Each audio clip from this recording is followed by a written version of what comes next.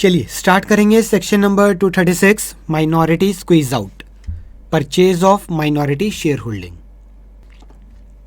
ये सेक्शन वहाँ पे काम आता है जहाँ पे ऑलरेडी कंपनी के अंदर एक पर्टिकुलर ग्रुप के पास more than 90% of the share holding है। ठीक है। Number 1, notify to company for purchase of minority share holding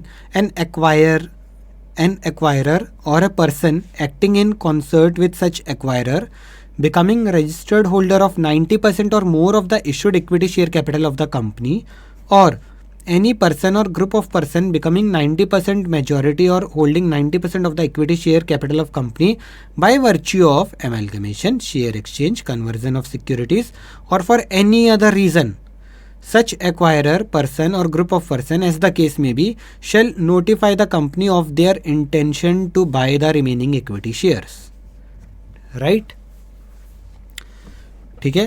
तो ये एक दूसरा इलाज हो गया डिसेंटिंग शेयर होल्डर्स के लिए। तो इसके अंदर फिर क्या दिया जाएगा? Offer price. Majority share holder shall offer to minority share holder for buying the equity share at a price determined on the basis of valuation by a registered valuer in accordance with the rule 27। तो या तो majority share holder अपना price बता दें minority share holders को, but जो भी price बताएंगे that would be determined as per the rule 27। ठीक है। या फिर माइनॉरिटी शेयर होल्डर भी बोल सकते हैं कि हम जितना हमें ये प्राइस चाहिए और उनका भी जो प्राइस है that would be determined in accordance with rule 27।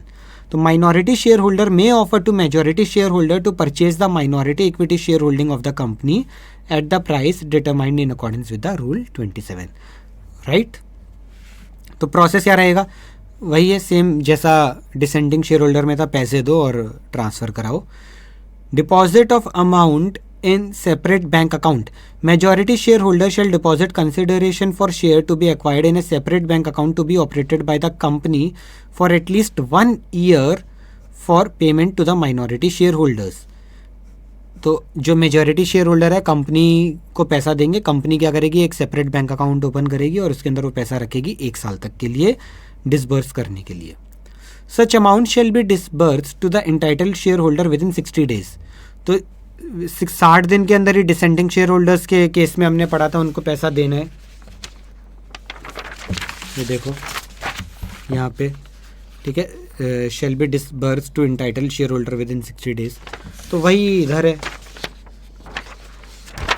60 days के अंदर हमको देना है। ठीक है। बट कई बार क्या होता है, कोई शेयर होल्डर की डेथ हो गई या वो है नहीं, एड्रेस गलत है, एनीथिंग, अकाउंट चेंज हो गया, अकाउंट बंद हो गया था तो उसमें पैसा नहीं गया, तो कुछ भी हो सकता है। तो disbursement shall continue to be made to the entitled share holder for a period of 1 year if any of them fail to receive or claim payment arising out of such disbursement। ठीक है। अब इसमें company का क्या role होगा? Company will act as a transfer agent. Company क्या करेगी? Shares जो माइनॉरिटी के है वो ट्रांसफर करती जाएगी मेजॉरिटी के नाम और उनको पैसे देती रहेगी। तो कंपनी वो share are being transferred shall act as a transfer agent for receiving and paying the price to minority and for taking delivery of the share and delivering such share to the majority. Minority को पैसा दिया, उनसे share लेके majority को deliver किया। In absence of physical delivery of share by the shareholders within the time specified by the company। अब क्या हुआ कि कंपनी ने माइनॉरिटी शेयर होल्डर को जो पैसा देना था वो तो दे दिया। माइनॉरिटी शेयर होल्डर है बड़े होशियार, वो बोले हमने पैसा भी ले लिया, शेयर भी नहीं देंगे जो फिजिकल शेयर है उनके पास। तो फिर क्या होगा? एक पर्टिकुलर टाइम के बाद कंपनी उस शेयर सर्टिफिकेट को डीम टू बी कैंसल्ड मान लेगी। ठीक है। तो in absence of physical delivery of shares by the share holder within the time specified by the company, तो share certificate shall be deemed to be cancelled and company shall be authorise to issue shares in lieu of cancelled share and complete the transfer as per the law and make payment out of the amount deposited in advance by majority share holder by dispatch of payment to the minority share holder. तो ये क्या है? पूरी गुंडागर्दी, जोर जबरदस्ती कि आपको तो देने पड़ेंगे।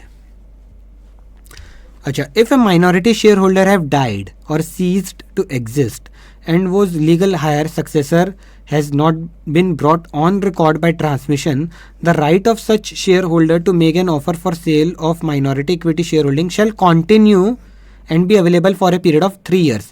तो ऐसे केसेस में 3 साल तक का टाइम दे रहे हैं, कोई लीगल रिप्रेजेंटेटिव है तो आके अपना क्लेम कर लो।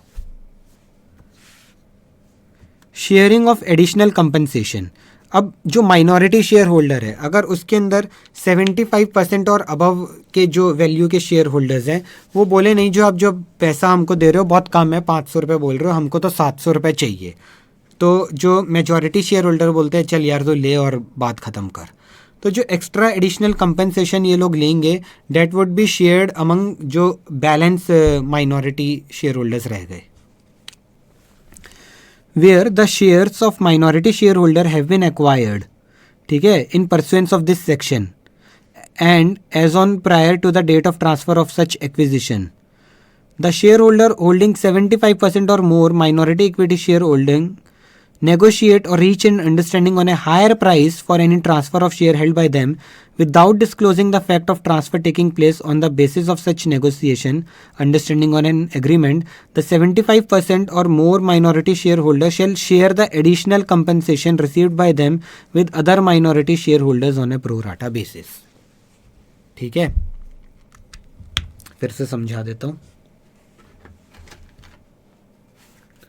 देखिए क्या है कि लेट से 100 रुपीज़ के माइनॉरिटी शेयर होल्डर थे, उसमें लेट से 20 रुपीज़ वालों ने अपने शेयर्स दे दिए कंपनी को और पैसा ले लिया, लेकिन इसमें 80 रुपीज़ मतलब हो गया आपका 80% माइनॉरिटी शेयर होल्डर ये बोलते हैं कि हमें जो कंपनसेशन मिल रहा है कम है, इसको बढ़ाओ, तो इनको थोड़ा सा बढ़ा हुआ कंपनसेशन मिल जाता है। तो इनको जो एक्स्ट्रा अमाउंट मिलेगा वो उनको प्रो राटा बेसिस पे शेयर करना पड़ेगा इन 20 रुपीज़ वाले शेयर होल्डर्स के साथ। ये बात है, ठीक है। अच्छा, अब है on failure of acquisition of shares. When majority equity shareholder fail to acquire full purchase of the share of the minority equity shareholder, then the provision of this section continue to apply to the residual minority equity shareholder, even though the shares of the company have been delisted, ठीक है, period of 1 year or the period specified in the regulation made by SEBI has elapsed। ठीक है, तो ये कह रहे हैं भाई अगर बाई चांस कोई चक्कर से आप नहीं शेयर्स ले पा रहे, माइनॉरिटी शेयर होल्डर का कोई चीज़ रह गई, तो कोई बात नहीं है, प्रोविज़न तो गवर्न होता रहेगा, आप फिर से नोटिस डाल दो और फिर कर लो। ठीक है, अगर आप 90% और अबव के शेयर होल्डर्स हो तो आप तब भी एक्वायर, कभी भी फिर आप ये रूल लगा के इस रूल के अकॉर्डिंग ऑफर प्राइस दे के एक्वायर कर लो। ओके, तो बस इतना सा ये सेक्शन था, सेक्शन नंबर 236। चलिए, तो एक चीज़ है कि इस पूरे पर्टिकुलर चैप्टर के अंदर ना प्रैक्टिकल चीज़ें देखने को बहुत कम मिलती हैं, तो इसलिए थोड़ा सा लॉ क्या कह रहा है, हम क्या समझ रहे हैं, ये चीज़ समझना बड़ा मुश्किल है। तो इसलिए बहुत ज़्यादा अपना आप दिमाग मत लगाना इसके अंदर। बेसिक चीज़ें आप समझ जाओ कि सेक्शन 230 के अंदर जो प्रोसीजर दे रखा है और एक आपका वो सेक्शन 230 सब सेक्शन 6 वो बहुत इंपॉर्टेंट है। ठीक है, जिसमें बता रखा है कि मेजॉरिटी ऑफ शेयर होल्डर होने चाहिए एंड नंबर में 3/4 इन वैल्यू होनी चाहिए। तो वो सब चीज़ें 232 के अंदर आपके 10 मैटर्स हैं जिस पे ट्राइब्यूनल डिसीजन दे दे। ओके, 235 के अंदर आपका एक्सचेंज ऑफ़र, वो तो इसके अंदर भी था, एक्सचेंज ऑफ़र अगर कोई बोलता है कि ठीक नहीं है, ठीक है, डिसेंटिंग शेयर होल्डर आ जाए तो उनको हम कैसे ट्रीट करें, एक वो केस लॉ था। तो ये सारी चीज़ें आप पढ़ लो। 236 माइनॉरिटी शेयर होल्डिंग का प्रोसेस हमने देख लिया। 237 हमने सेंट्रल गवर्नमेंट के पास जो पावर है एमलगमेट करने की, कब है, इन पब्लिक इंटरेस्ट। ओके, उसके बाद फास्ट ट्रैक मर्जर हमने देखा, 2 ही कंपनीज पे एप्लीकेबल है, स्मॉल कंपनी और आपका होल्डिंग एंड होल्ली ओन्ड सब्सिडरी। और इसके अलावा एक वो पर्टिकुलर रूल बता रखा था, रूल 25 था आई थिंक।